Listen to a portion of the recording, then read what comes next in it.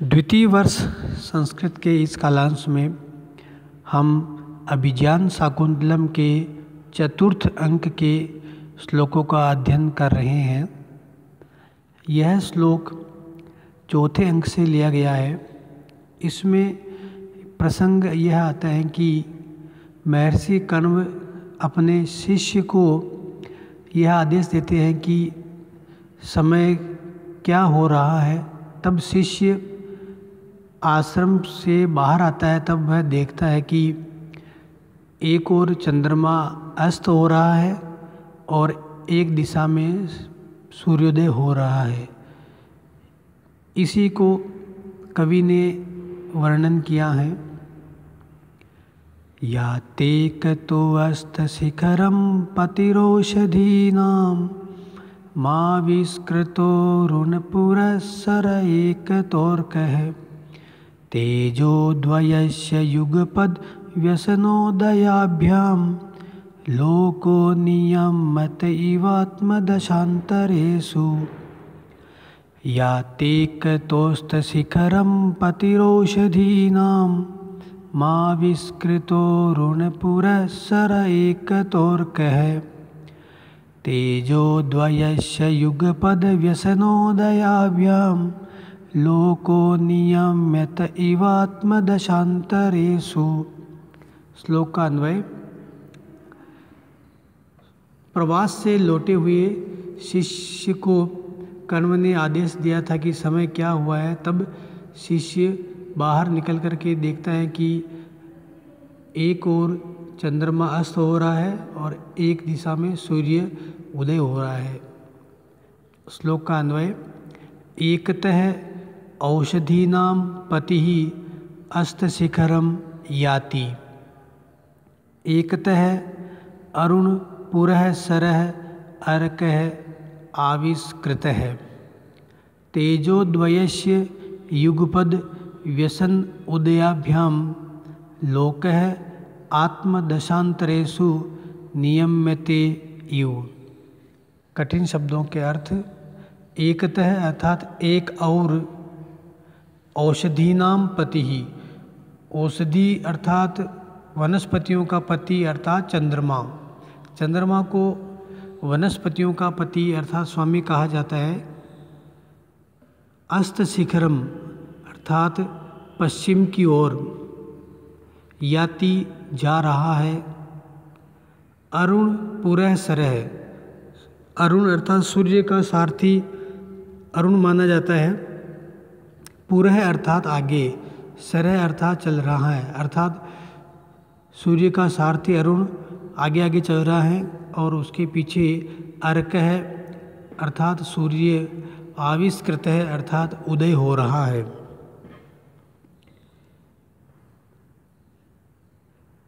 तेजोद्वयस्य दो तेज अर्थात आकाश में सामान्यतः अधिक प्रकाश वाले दो पिंड माने गए हैं। एक रात में चंद्रमा और एक दिन में सूर्य।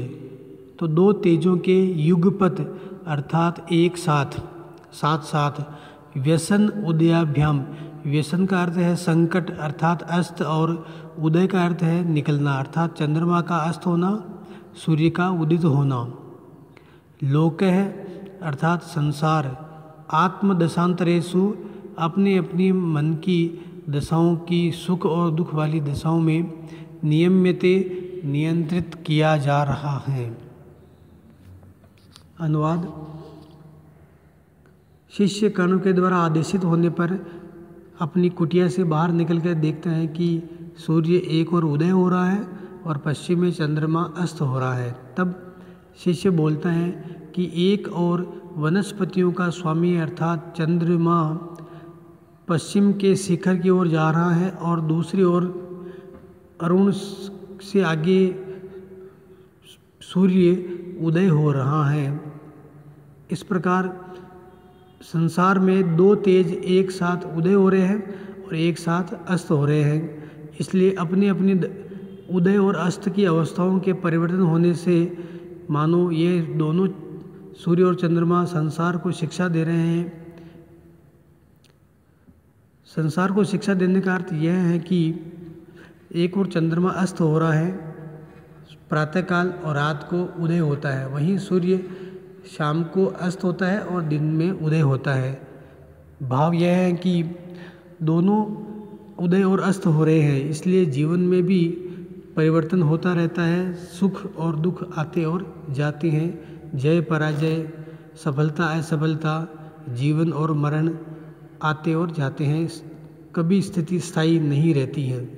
इसी कारण से दोनों सूर्य और चंद्रमा के उदय और अस्त के द्वारा कवि ये कहना चाह रहा है कि हमें भी उन्नति या जीवन में सफलता मिलने पर बहुत अत्यधिक रूप से हर्षित नहीं होना चाहिए और न ही संकट आने पर बहुत दुखी या निराश होना चाहिए। अगला श्लोक में वही कण्व का शिष्य जब देखता है कि बाहर जो कुमुदनी नामक पुष्प होता है वह चंद्रमा के अस्त होने पर कुम्हला जाता है, तो इसको भाव देकर के कवि कहता है कि प्रिय व्यक्ति के चले जाने पर हमें बहुत अधिक दुख होता है। अंतर्हिते शशिनिशैव कुमुद्वती में दृष्टिं न नंदयति संस्मरणीय शोभा इष्टे प्रवास जनितान्य बलाजनस्य दुःखानि नूनमतिमात्र सुदुःसहानि। अंतर्हिते शशिनिशैव कुमुद्वती में दृष्टिं न नंदयति संस्मरणीय शोभा इष्टे प्रवास जनितान्य बलाजनस्य दुःखानि नूनमतिमात्र सुदुःसहानि।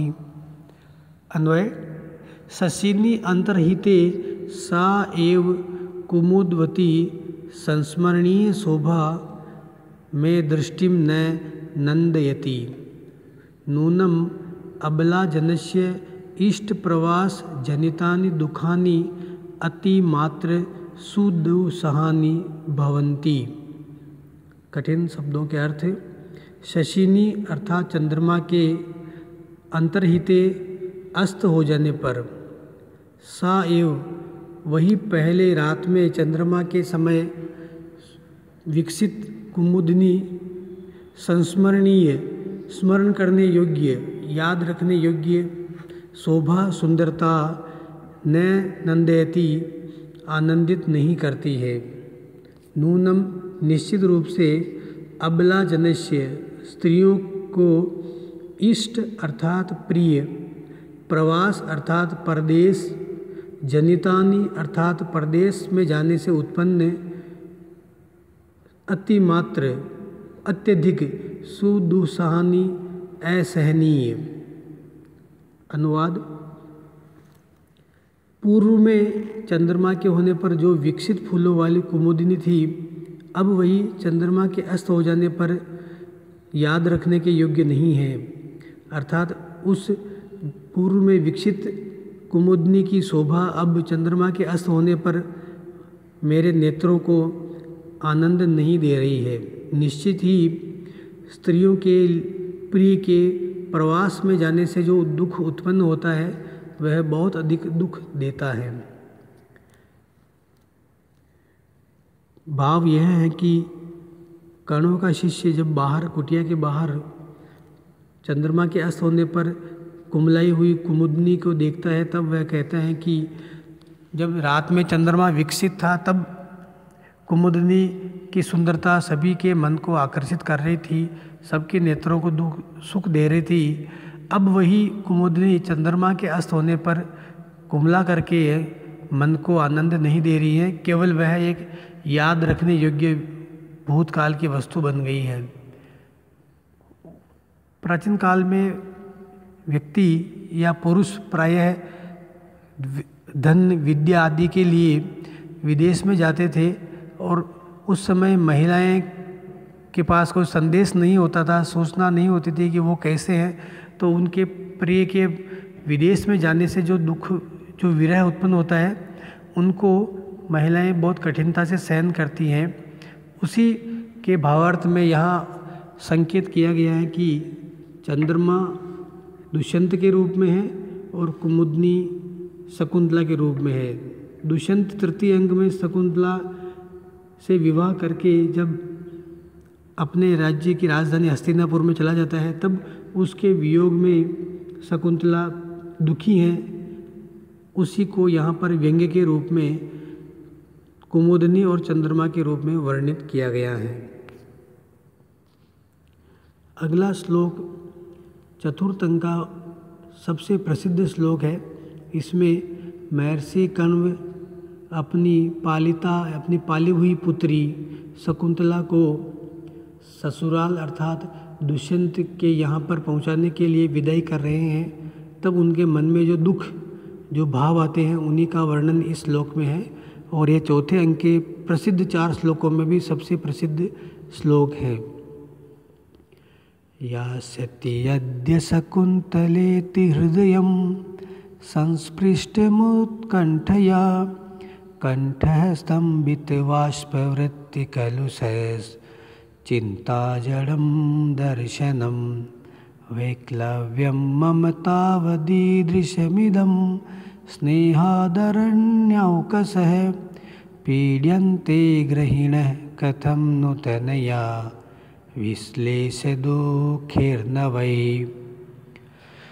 या सत्यद्य शकुन्तलेति हृदयं संस्पृष्टमुत्कण्ठया कण्ठः स्तम्भितबाष्पवृत्तिकलुषैश्चिन्ताजडं दर्शनं वैक्लव्यं मम तावदीदृशमिदं स्नेहादरण्यौकसः पीड्यन्ते गृहिणः कथं नु तनया विश्लेषदुःखैर्न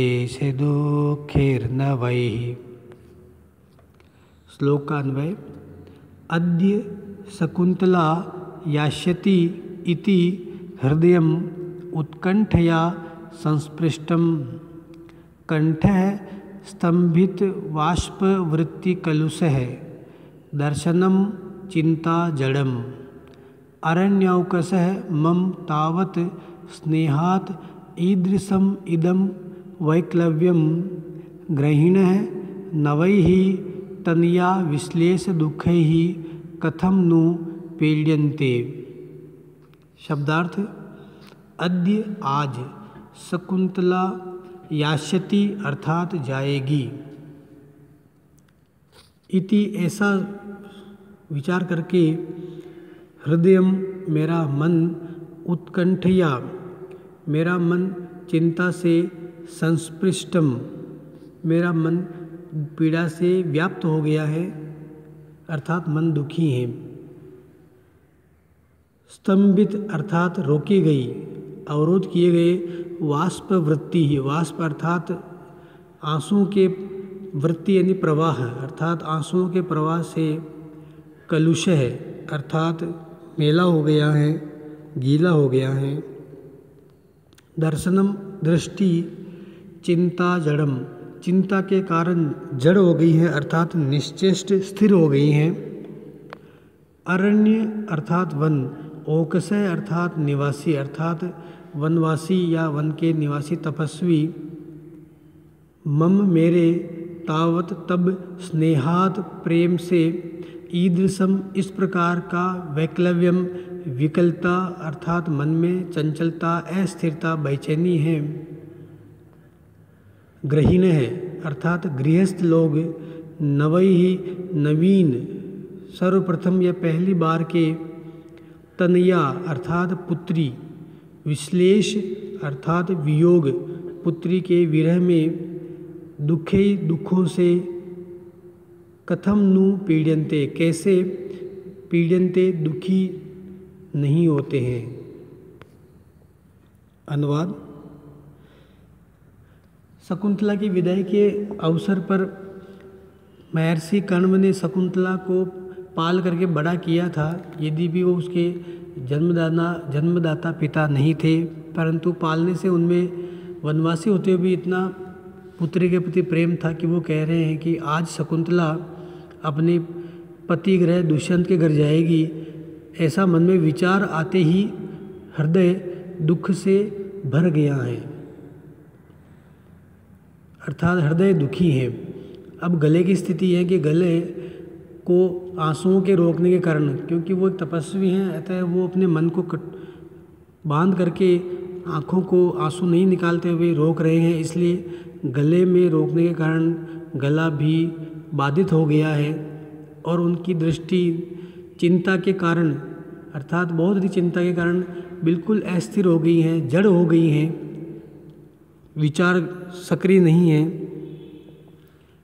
तो वन में निवास करने वाले मेरे इस पुत्री शकुंतला के प्रति जो प्रेम है, यदि उसमें ऐसी मेरे मन में, कंठ में, गले में ये जो स्थिति है, तो जो गृहस्थ होते हैं वो अपनी पहली बार पुत्री के वियोग से, जब पहली बार वो अपनी पुत्री को अपने पति के घर ससुराल में भेजते हैं, तब उनके मन में जो वियोग होता है वो उन्हें कितना दुखी करता होगा, अर्थात वो बहुत अधिक पीड़ित होंगे।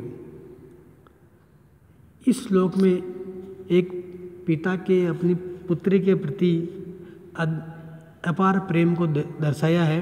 कालिदास यह कहना चाहते हैं कि यद्यपि कण्व शकुंतला के जन्मदाता नहीं है, गृहस्थ नहीं है, तो भी वो अपनी पालिता पुत्री के प्रथम वियोग में इतने दुखी हैं, तो जो सामाजिक जीवन जीते हैं, जो गृहस्थ होते हैं, वो अपनी पुत्री को विदाई के अवसर पर कितने दुखी होते होंगे। ये बहुत उच्च विचार कालिदास ने इस श्लोक में दिया गया है। और वास्तव में शकुंतला जा नहीं रही है, अभी तो केवल मन में विचार आया है। तब ऐसी स्थिति है, तब जब वास्तव में जब जाने का समय होगा, तब उनके मन की स्थिति क्या होगी। इसी प्रकार कवि ने यहाँ मन को, गले, कंठ को, दृष्टि को इस प्रकार स्थिति बताई है। ये निश्चित रूप से बहुत सुंदर वर्णन किया गया है। और पहले भी बताया था, काव्येषु नाटकम रम्यम तत्र रम्या शकुंतला तत्रापि च चतुर्थो अंकस तत्र श्लोक चतुष्टयम।